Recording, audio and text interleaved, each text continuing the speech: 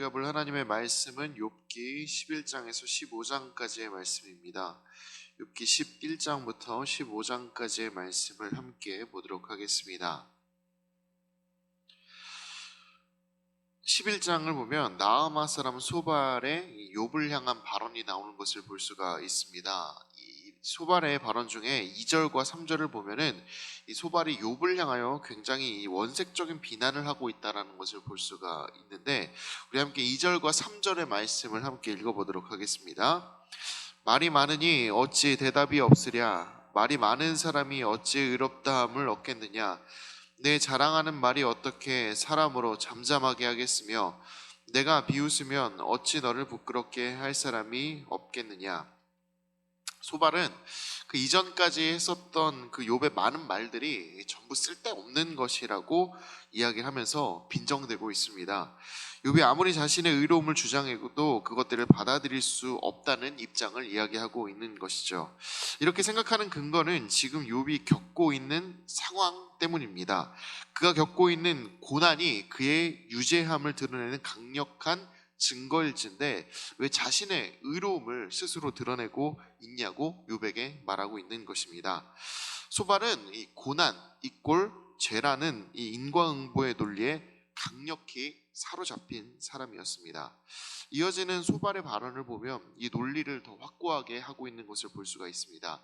5절과 6절의 말씀을 함께 읽어보도록 하겠습니다. 하나님은 하여 입을 여시고 지혜의 오묘함으로 내게 보이시기를 원하노니 이는 그의 지식이 광대하심이라. 하나님께서 너로 하여금 너의 죄를 잊게 하여 주셨음을 알라. 이 소발은 이 마지막 부분, 6절 마지막 부분에 하나님께서 욥의 죄를 잊게 해주셨다라고 말하고 있는데, 이것은 오히려 그가 겪고 있는 고난이 그가 지은 죄보다 가볍도록 하나님이 잊어주신 부분이 있다라고 이야기를 하고 있습니다. 하나님의 자비로움을 말하고 있는 것 같긴 하지만, 듣는 욥의 입장에서 본다면 결국 내가 죄를 지었으니까 벌을 받는 것이다 라는 소리와 같다는 것으로 볼 수가 있겠습니다. 소발이 가지고 있는 이 고난은 죄, 그리고 축복은 선의 1차원적인 논리는 욥기의 이 도입부를 생각을 해본다면은 굉장히 잘못된 생각임을 알 수가 있습니다. 하나님은 욥이 죄인이기에 고난을 준 것이 아니라 그의 신앙이 바른지, 그리고 그의 신앙이 고난 가운데서도 하나님을 향하고 있는지를 시험하기 위해서 사탄에게 잠시 내어준 것이라고 이야기를 하고 있습니다. 인과응보의 1차원적 논리가 아니라 그 이면에 숨겨진 하나님의 더 깊은 뜻이 있는 것입니다. 우린 이와 같은 하나님의 깊은 뜻을 성경 가운데서도 여러 군데서 찾아볼 수가 있습니다.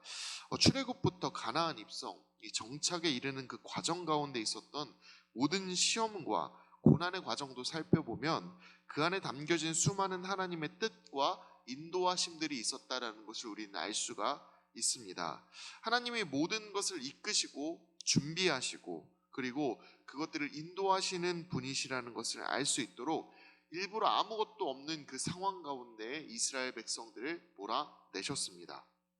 그리고 그 자리에서 먹이시고 입히시고 그리고 인도하셨습니다.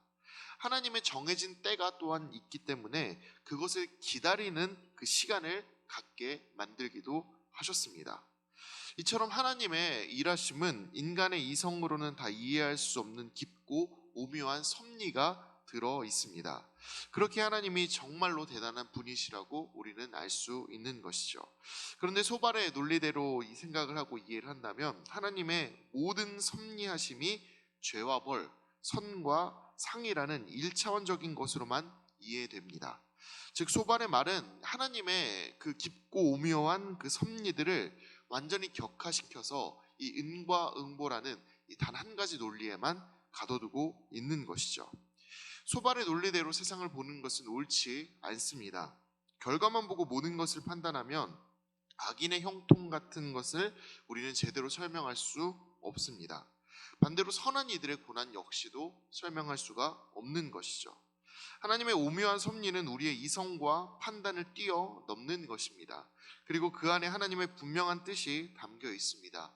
비록 우리가 다 이해할 수 없을지라도 따라서 하나님의 뜻을 명확히 알아가기 위해 우리는 하나님께 더 묻고 더 하나님의 뜻을 알기 위해 노력하며 하나님 앞으로 나아가야 합니다. 그것을 소발의 발언 가운데서 우리는 알 수가 있는 것입니다. 12장으로 넘어가면 12장부터 14장까지 이르는 이 소발의 말에 대한 욥의 대답이 나오는 것을 볼 수가 있습니다. 이 욥의 대답을 보면은 소발의 이 인과응보의 논리가 잘못된 것임을 이야기하는 것을 볼 수가 있습니다. 우리 12장 4절의 말씀을 함께 읽어보도록 하겠습니다. 하나님께 불러 아뢰워 들으심을 입은 내가 이웃에게 웃음거리가 되었으니 의롭고 온전한 자가 조롱거리가 되었구나.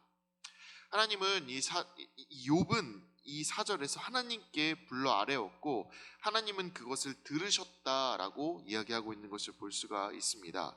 이것은 여전히 하나님과 이 욥의 관계가 죄로 인해서 무너지지 않았음을 알 수 있는 중요한 단서입니다. 그리고 의롭고 온전함으로 하나님 앞에 서 있음에도 이웃들에게 조롱거리로 전락했다는 자신의 처지를 말하고 있습니다. 욥이 이것을 통해 말하는 바는 두 가지입니다. 소발의 말처럼 인과응보의 결과로 욥이 고난받고 있지 않음을 말하고 있는 것입니다.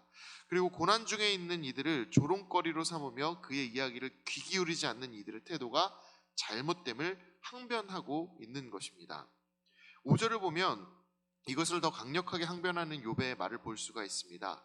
세 번역의 표현이 조금 더 와닿아서 세 번역으로 5절의 말씀을 읽어드리면 다음과 같습니다. 고통을 당해보지 않은 너희가 불행한 내 처지를 비웃고 있다. 너희는 넘어지려는 사람을 떠민다. 친구들은 고통 중에 있는 사람을 돕고 구제하는 것에 목적을 두고 있지 않습니다. 죄 없는 이에게 너희 죄가 이런 상황을 만들었다고 말하고 있는 이 친구들의 말은 고난의 끝자락에서 힘든 싸움을 하는 사람을 떠밀고 있는 굉장히 악랄한 행동인 것입니다. 고난을 당하는 이에게 가장 필요한 것은 그의 고난을 함께 지는 것입니다. 고난을 당하는 이의 슬픔에 같이 울어줄 수 있는 것입니다. 그의 죄를 지적하는 것, 그의 상황을 웃음거리로 삼는 것은 잘못된 행동입니다. 욥의 다른 항변도 함께 살펴보도록 하겠습니다. 우리 12절과 13절의 말씀을 함께 읽어보도록 하겠습니다. 늙은 자에게는 지혜가 있고 장수하는 자에게는 명철이 있느니라. 지혜와 권능이 하나님께 있고 계략과 명철도 그에게 속하였나니. 12절의 말은 친구들의 말입니다. 친구들의 말을 욥이 빌어서 하고 있는 것이죠. 친구들의 말을 살펴보면 그들은 선대로부터 전해져 오는 지혜의 말, 여기서는 인과응보의 이야기가 되겠죠. 그것들을 힘입어서 욥에게 죄가 있음을 말하고 있습니다. 그러나 욥은 여기서 지혜와 권능, 계략과 명철이 사람에게 속한 것이 아니라 하나님께 속한 것이라고 이야기를 하고 있습니다. 즉 사람의 지혜와 명철은 때때로 사실과 다를 수 있다라는 것을 욥은 항변하고 있는 것이죠. 그렇게 정말로 의지해야 할 것이 무엇인가라고 또한 이야기하고 있는데 그것은 바로 사람의 것이 아닌 하나님의 것이라고 욥은 이야기하고 있는 것입니다. 하나님께 묻고 하나님께 듣는 것이 정답입니다. 하나님이 사람보다 더 대단하시며 하나님이 사람의 지혜와 명철을 뛰어넘으십니다. 그렇게 사람의 지혜를 힘입어 말하는 친구들의 말은 이 일에 관해서는 틀릴 수 있다라는 이 욥의 말이 맞게 되는 것이죠. 욥기를 읽으며 때로는 우리는 친구들의 말이 굉장히 구구절절 맞아 보인다라는 생각이 들 때가 종종은 있습니다. 그런 이유가 바로 여기에 있다라고 저는 생각을 합니다. 경륜 있는 자의 지혜와 명철에 힘을 입은 말이 바로 이 친구들의 말입니다. 사람의 입장에서는 그 경륜 있는 자의 지혜와 그리고 그 명철을 따른 그 말을 때론 듣다 보면은 그것이 맞는 것처럼 볼 수도 있습니다. 다수의 경험에 의존해 그리고 다수가 겪었던 그 모든 그 생각들에 의존해 그에 맞는 해석을 했기 때문이라고 볼 수가 있는 것이죠. 그러나 돌이켜 생각해 보면 인간의 경험은 분명 한계가 있습니다. 블랙스완이라는 단어를 여러분들 들어보셨을 것입니다. 흑조라는 단어입니다. 검은 맥조라는 뜻이죠. 백조는 사실 모두가 하얗다라는 그런 통념을 가지고 있었습니다. 경험적으로 모든 백조가 하얗다라는 생각을 가지고 있었죠. 그런데 백조가 하얗다는 이 경험적 이론이 이 블랙스완 때문이 발견이 되면서 완전히 뒤집히게 된 것입니다. 흑조가 실제로 발견이 되면서 백조는 하얗다라는 그 경험적 이론이 뒤집힌 것이죠.